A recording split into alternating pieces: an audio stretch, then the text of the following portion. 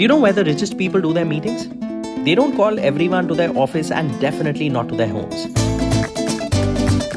They don't want their employees or family members to know who they're meeting and for what.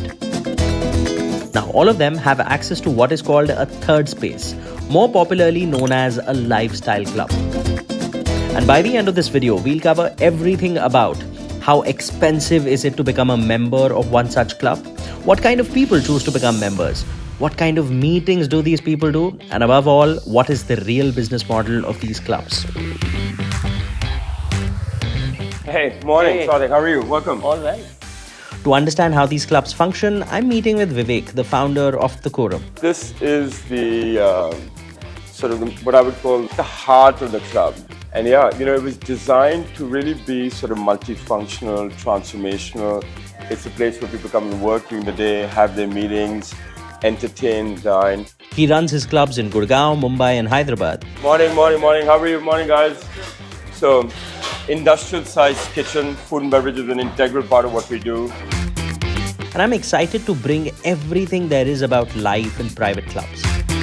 This is Founder's Office with Sarthak Ahuja. So Vivek, the idea of meeting with you today was essentially to understand how you're running this business of the Quorum, which I believe is what you like to call and people like to call is a club. But I think the business of clubs is evolved. People don't necessarily look at clubs today as a profitable enterprise. They think it's a not-for-profit, subsidized food. And I feel if you are doing something here in I believe, Gurgaon, Mumbai and Hyderabad with the Quorum, there could be a lot of people who would have real estate, who want to monetize that property. And are essentially thinking of either converting it into a co-working space or a restaurant. Somehow I see multiple elements of real estate coming together in the Quorum. And I wanted your take on how you really identify the white space and why you think this is a viable business in India today. You're right. I think in the context of India, the traditional thought when it came to club were these, old sort of non-for-profit, community spaces where either they were sports linked or golf linked or community society linked or neighborhood linked, and they were about bringing people together, and it was about subsidized food and beverage. And I think that was the traditional definition of clubs. I think probably the world over that was the case, but I think club world, as we call it, has gone through a renaissance in the last 20-25 years, where they moved away from this subsidized version.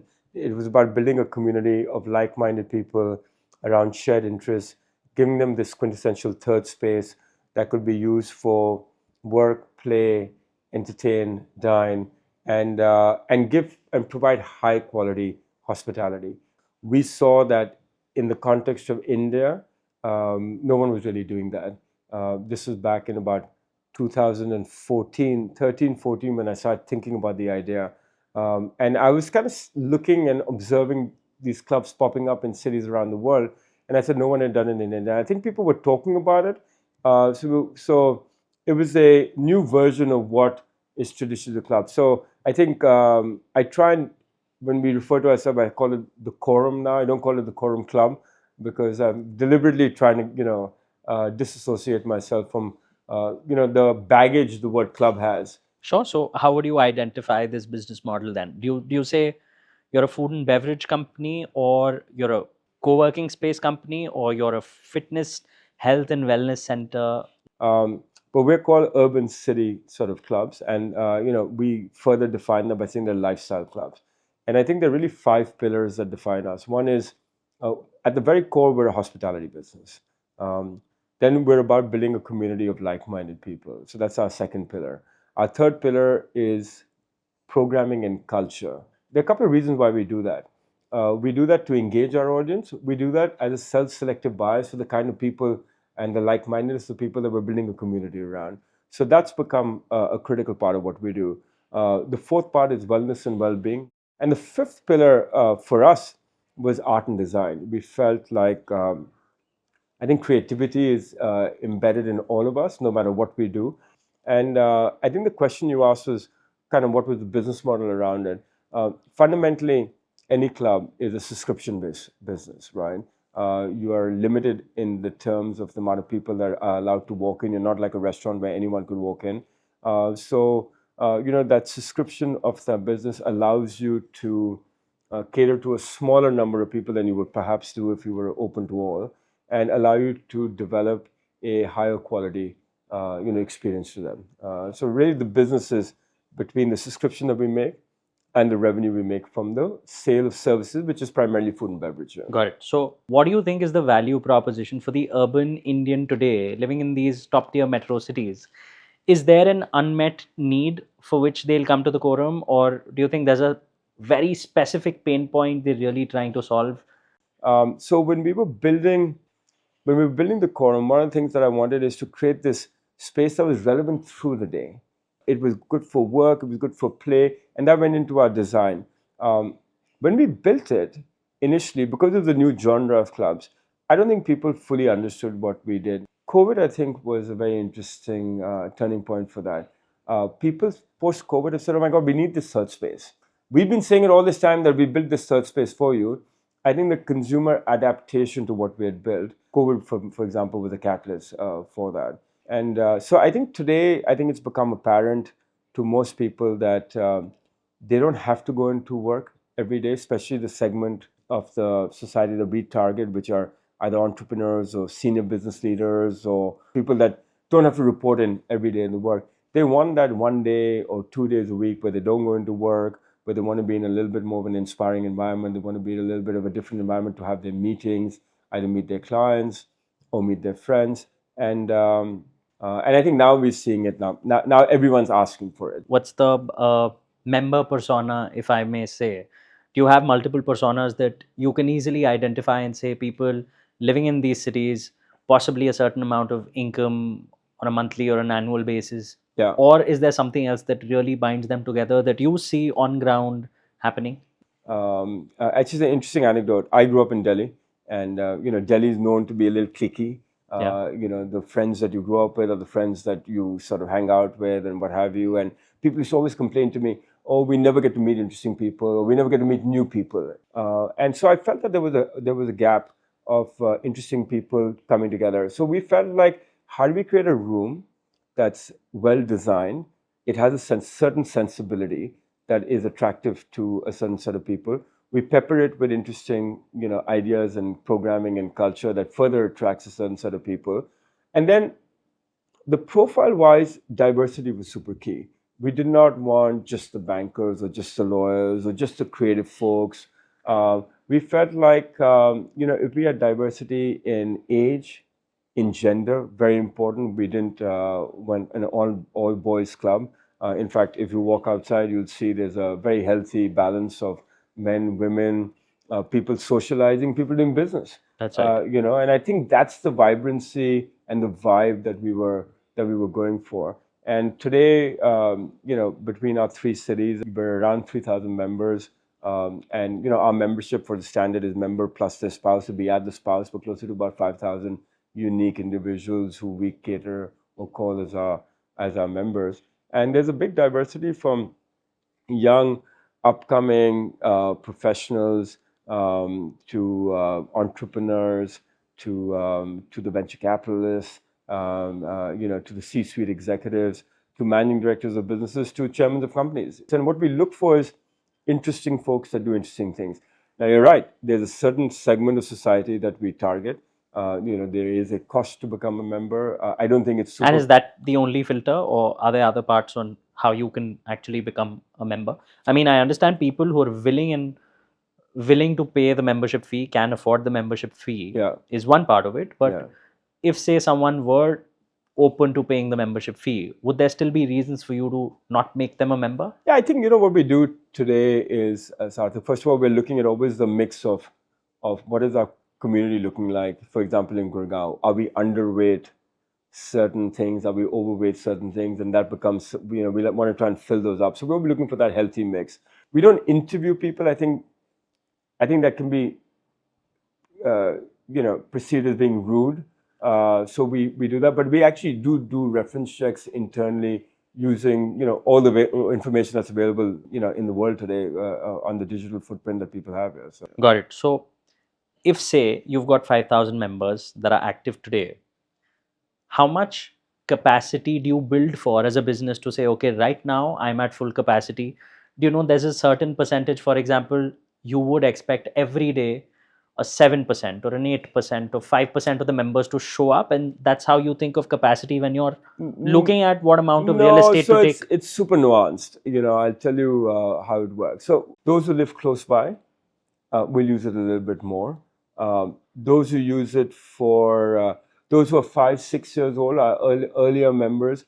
The novelty starts to wear off. They retain the membership. What happens is if you don't renew a membership, then you go back into the waiting line to get in. You go back in. So, and then there's a joining fee, so that gets you lose that benefit of that joining fee as well.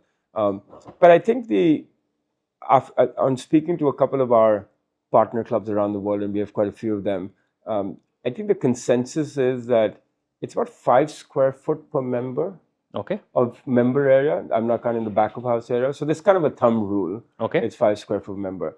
Another one of our partner clubs said that, if it's an interesting anecdote, your membership capacity is how many bars you have and how quick you can serve a drink. Really? Yeah.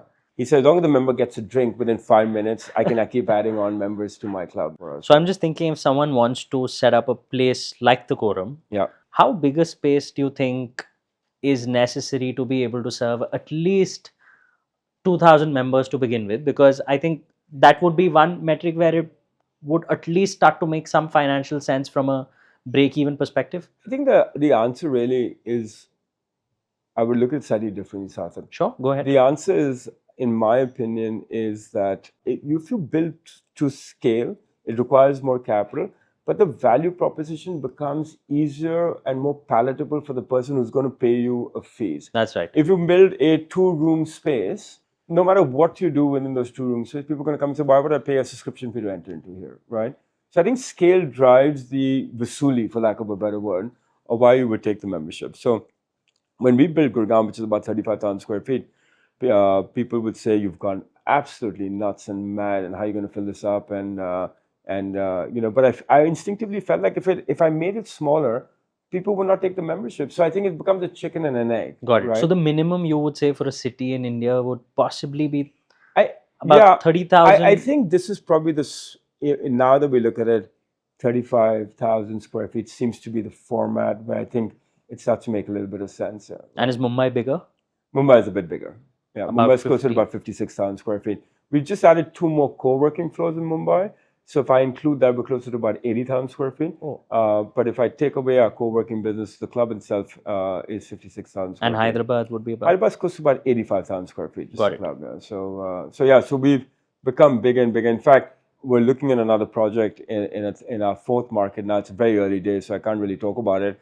But it's closer to about 100,000 square feet. So, what we're realizing is 2 things happen. One is the value proposition becomes easier and more palatable for the end consumer to buy into it, number 1. Number 2, there's operating leverage in the business model. Absolutely. Right? It's a little painful upfront because that requires that much more capital and requires that much more of a punt. Perhaps we're in a position where we've done it 3 times already. We feel a little bit more confident that we can do it.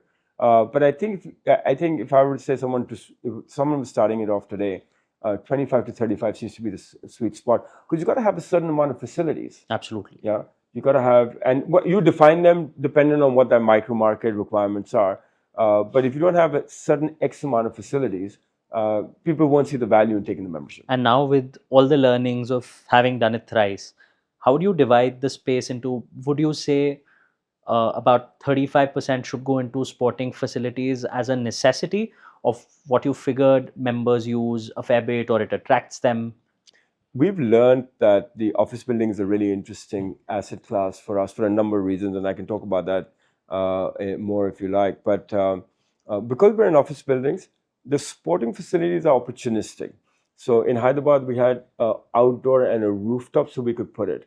I don't think that sporting facilities is necessarily a must because of the genre of these city urban clubs that we're doing. Having said that, the gym is very important. So health and wellness is health and wellness is a big part of it. It doesn't have to be sporting facilities per se. wellness and well-being becomes a big part of it. And maybe 12, 14% of the club, not as high as 30%. Got it. So I remember you mentioned it's an F&B and a hospitality business to begin with. Core hospitality businesses. So what are the other important pillars that you think you would like to outsource, or say, okay, if I have to pick my battles out of the 5 pillars, I rather focus on this and find the right kind of partners to take care of everything else, so that I'm doing everything right. And maybe pillar number 2 could be a second phase or a third phase. Yeah. If you were to give that advice to someone who's probably building in a Raipur or a Ranchi, Yeah. not the market that they'd be competing with you, what's going to be your advice? Yeah, I fundamentally believe that food and beverage capability is core to the value proposition of a club, and you cannot outsource that. This is my fundamental belief. And every other club around the world that we know, and we know quite a few of the club owners, and we have partnerships with a lot of them. This is pretty much, all F&B is always in-house, right? You cannot outsource that. So anyone who wants to get into this business, you got to make sure that you have the understanding or the willingness to learn and excel within the hospitality space. And this is not, you can't do it at a basic level. You got to do it at a high quality level. So I think that becomes key and critical. And I don't believe it's outsourceable. And I'll tell you why it's not outsourceable, because the production of food and the service of food cannot be two different, arms. They have to be, That's right. they have to be together. You can't be like, oh, we didn't do this because he made that mistake. I didn't That's do this right, because of course. So it's got to be, it's critical to your business. So food and beverage is something that you cannot outsource. In terms of the other pillars, building a community is key to what you're going to do. So you can't really outsource that. You may use some channel partners to reach out to people and what have you, and that's always the case from a marketing perspective. But building the community is core. Looking after and engaging that community remains core. On the cultural programming, sure, I know a couple of our competitors or people who are in this business have used third party. We decided to own it, and I think we do a better job. Wellness is the only thing where we've outsourced. We found a good partner. So I think that could possibly be outsourced. Sure. But it's core, but it can be outsourced, and maybe it's something that it's a capability I didn't wish to build. So how I'm really looking at the Quorum is almost like a hotel with a lot of culture in it. So That's right. it's a business hotel which is into promoting culture for a curated audience, barring the accommodation. But it's a lifestyle hotel. There's an increasing need for lifestyle in the hospitality space, right? And lifestyle is defined by authenticity, community, culture, bringing in local flavor. And that's really what we've focused on. So I think we're more kind of a lifestyle hospitality platform is really what we're doing. And we're a hotel without the rooms so far. Do you think would you look forward to adding rooms? At some- Absolutely. Yeah. Yeah? I think our next couple of projects will definitely have rooms. So you think the revenue per square foot could possibly increase by adding accommodation? Yeah, it's not only the revenue per square foot. I think it's a great value proposition to our members. We've got 3,000 to 5,000 members, as we discussed, that are traveling around our cities, and they like what the brand has to offer in terms of our service. They're used to it. They have a habit of using our services, and if we had hotel rooms, in a city like Bangalore, they would definitely use that. So it's definitely a good add-on. And again, we're not building a 400-room hotel. That's We're right. adding 20, 30, 40 rooms to an existing club. It's not a hotel in itself. It's rooms within a club. Got it. And how would you ideally want your revenue split to be? I mean, would you say at least a 30% should come from the subscriptions, another 20-30% from F&B, and then everything else could possibly be banquet hiring and events and ancillaries? Yeah, so I think it's actually 50-50. Once a club kind of stabilizes, the annuity, or what we call dues in our industry, the dues should be 50% of your revenue pie, and the sale of food and beverage should be 50% of your revenue pie, roughly, right? The ancillary, what I call minor operating departments, are 3 to 5%. So let's say 47.5 and 47.5, and the balance are minor. Within the food and beverage, I would say 60% is what we call a la carte, members eating, and about 40% would be members hosting events and what have you. So I think that's really what the revenue space Got it. revenue split is. Yeah. And how would you look at the unit economics ideally from a percentage of revenue that goes into rent, utilities, salaries? Yeah, so there are actually three components to it. If the two parts of the subscription fee, there's a joining fee and an annual fee. I think the joining fee, when you get to about 1,500 members, 1,500 members, should pay for your capital costs. Is the thumb rule within the industry, right? At least the way we look at it. The annual dues, which is your recurring revenue, which is the annual fees that the membership pays, should cover your fixed costs. Fixed costs includes rent, employee, heat, light, power, all of that, right? And then your food and beverage should then just be a variable cost Independent. model. And it should be a Correct. variable cost. There's a cost of goods sold, and that should be a 70% flow through to profitability. If done well, at a unit level, this is a business that should do a 30-35% EBITDA, which is much higher than other sort of similar. Really? So you think it's really the subscriptions which are driving the profits? Absolutely, because the subscription 90% flow through That's to right. profit. But the subscriptions are. It's not because you build the club and you get a subscription. It's you've got to build the credibility. You got to bring the value proposition for people to take it. You got to make sure that you do a good job so they renew. And what are the kind of partnerships you have where any cities globally where I could go as a member and get access to certain facilities? Yeah, so we have 250 club partnerships around Really? the world, right? So we've got about 80, 90 clubs through the Sonata network that are similar to us, the kind of lifestyle clubs around the world. And then we have another network partnerships with, with the International Clubs Association, which is slightly more old school country clubs and golf clubs and what have you. So now I tell you something interesting. It's kind of like our members get to flex a little bit when they go to a city like New York and they invite their clients to the core club in New York, and the people are like, "How did you get in here?" And they're like, "Yeah, because a club has a partnership with them." So they come back and they tell me that they're like, Yeah. people were super impressed that I was able to call them That's to right. a very authentic local sort of experience that as an outsider you would never get.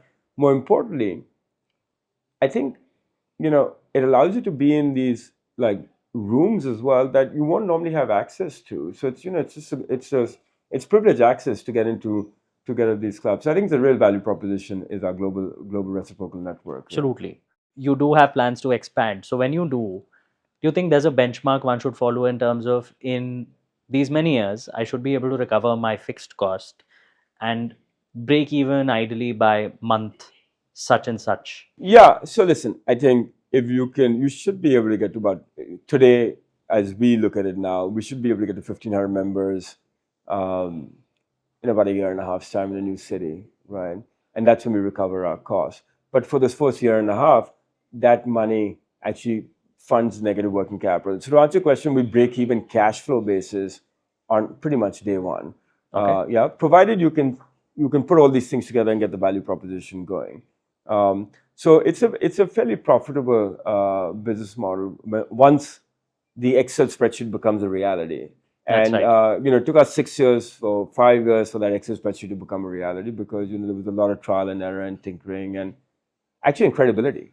I think really you've got to build credibility. We came to the market. My wife and I are both co-founders. We started this business, and while we may have been fortunate to know people or have a sensibility and been reasonably well traveled, that in itself is not good enough. I'm going out there. I'm coming to you, Sarthak. I'm going to ask you to become a membership yoga.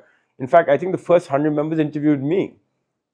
Why should we Why consider should we become a member? In fact, I joke about it all the time with some of my members who've been with us from day one. They very clearly remember sitting in Starbucks in Horizon One, husband and wife both drilling me like, "Who are you? Why am I paying you, 3 lakhs to become a membership?" And the husband saying, "I think it's a good idea." Wife saying, "I'm not sure."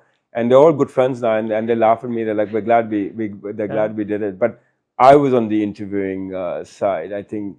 We're still not interviewing people, but I think the tables have turned a little bit now. Yeah. So I think what I'm looking at it is that one way to make a hospitality business venture fundable for an equity investor would be to go the QSR route because they think that maybe a fine dine or a casual dine restaurant may not really be able to scale well enough. Yeah.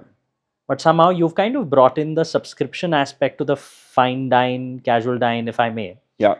And it seems like on paper that this definitely could be venture fundable. Do you think it is, or would you still say it's a cash flow business where someone who probably owns the real estate and wants to monetize it much better than getting rental yields, um, should ideally think of this? And I understand it depends on the market and the kind of population there is, but any Yeah, thoughts around that? Do you have external investors? And I think why when we first set it up, I built it as a cash flow business, one off, right? was that your own capital? And no, it was what I call friends and family. Yeah.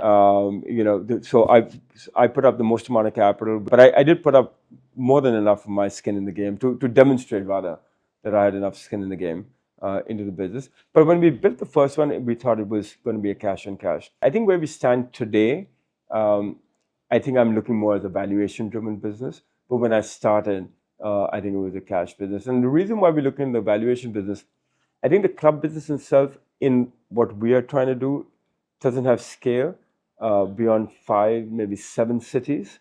But I think there's a lot of interesting adjacency opportunities that are going to come out through that. To answer your question in a roundabout way, we did a small round a couple of months ago with a quasi-institutional investor, a very small round. I call it a pre-Series A. Nikhil Kamath and one of his investment arms called Gruhas. So they put it in. So I think that was the closest to institutional funding that we've taken.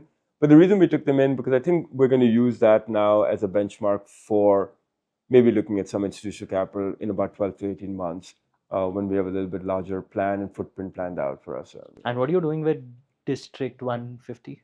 Yeah, so that's our new business. District 150 is it's a high quality meeting events and banquet venue that's slightly creatively designed, that's inside an office building, and it caters to all sort of events. And we really compete with the hotels in that, and we feel like we have a differentiated product, and we think there's a gap there and what it does, it serves the office owner as well, because the office owner can say, hey, to prospective tenants, that we've got this great infrastructure. Don't build so many meeting rooms within the 4 walls of the space that you're taking. Why don't you leverage off and this pay and play infrastructure that's heavily hospitality powered by us, and there's a reason for you to be in that building versus the building next door. So we saw that it was a win-win for both the developer partner as well as us as operators, because there's a gap in the market there. And So I think, barring weddings, you're doing practically all kinds of events here. yeah, all sorts of events. I'd love to do a wedding in an office building. It's my goal to do one. We haven't done one yet, but I'd love to do it. And why not? I think our venues are great. They're really well curated. Our hospitality, I think, is at par, if not better than competitors at the price point that we offer it at. And just the design and sensibility is super differentiated. So I think we created podcast studios, training rooms, spaces that can be doubled up theater spaces. Listen, there's so much culture out there. There are not enough venues. But for the Quorum, do you see a lot more opportunity in India over the next 4 to 5 years, where you think cities maybe you're not considering at the moment, but 4 years from now you might be happy? One of the things, Sarthak, I think there's got to be new stock coming into a city for us to really make an impact. And instinctively, I feel we're in Gurgaon, which is, I think, probably the best city to start in, because it really is a melting point. It's a new city. It's a city that has tremendous economic opportunity, and a lot of people have migrated to the city for that. Mumbai, which is our second one, was an interesting city, and has always been a migratory city for economic opportunity.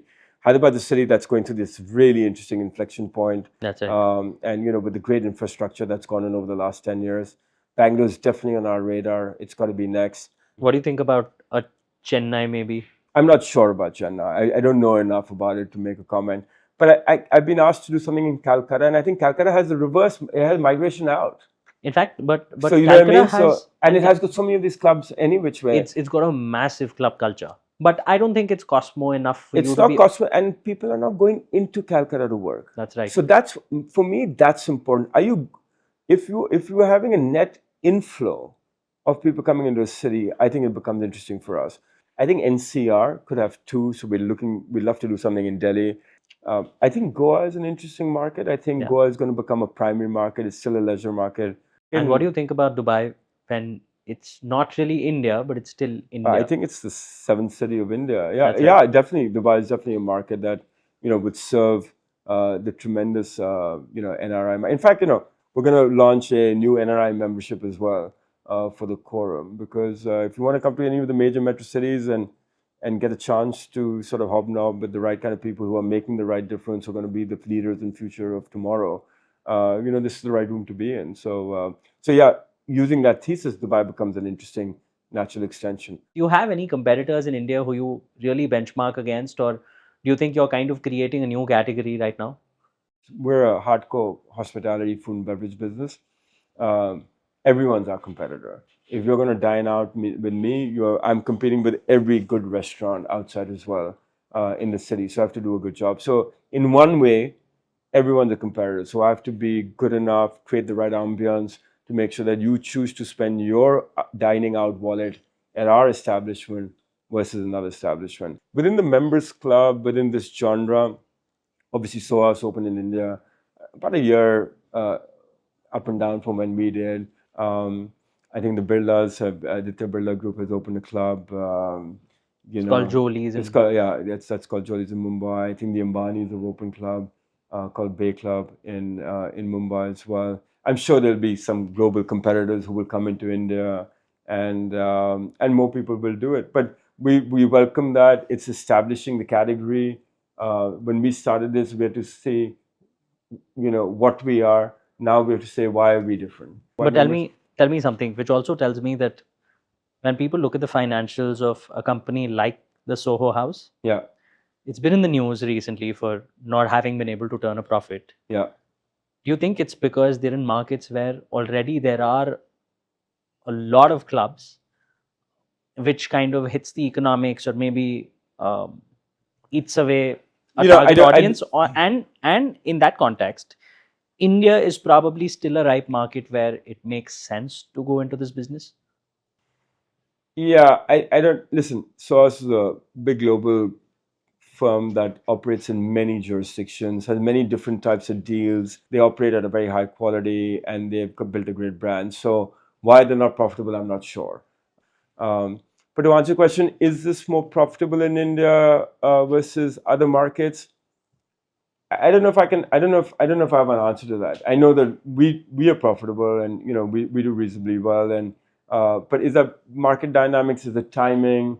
Is it kind of how we position ourselves relative? Is it the kind of real estate we've got ourselves? I don't know. I don't know what the combination is, but we're going to keep trying to do what we're doing and do it better over the next couple of years, hopefully. So. Yeah, and a master never reveals his tricks. I think you've anyway been very generous with what you've told us. Yeah, because when I do speak with people who run restaurants, their piece of advice to everyone else would be, please do not get into the restaurant business. I may be doing it profitably, but I don't know how much of that profit to attribute to luck and being at the right place at the right time and having things fall into place, because I understand it's very operations heavy. Listen, service businesses are tough to scale. I was a banker, as I told you before I started. As when I started my career, I thought HR was the most useless function in an organization, right? Because I was like, oh, they're troubling you for asking you to submit their bills or what have you. We have 450 employees now. 65% of my job is HR, managing people. It's the most underrated part of what I do, and sometimes it's painful and tough, but that's really what you got to do. And so it's difficult to scale service-related businesses. It's painful. So if you have a stomach for it, if you feel that you can do it differently, sure, you should do it. I did it because I didn't know what I was doing. If I had to do it again, I'm not sure I'd do it, but that's a different matter. I think I got into it because I really didn't know what I was getting into. So thanks so much, Vivek, for doing this. No, real sorry. Thanks for having me over at your show. Yeah, and this has been fabulous, and I think I'm really excited. This should hopefully motivate a lot more people. Yeah. To probably attempt to become your competition. Yeah. Or if not, become members. It's probably an easier way to experience what we do. Absolutely. Yeah. Absolutely. Thank you for doing this. Thanks very much. In 2022, India was home to approximately 8 lakh high net worth individuals, and this number is expected to more than double by 2027. The opportunity for clubs to come up in cities beyond the top 5 is a no-brainer. It'll only be a matter of time when we might bump into one another at one of them. This is Founder's Office with Sarthak Ahuja.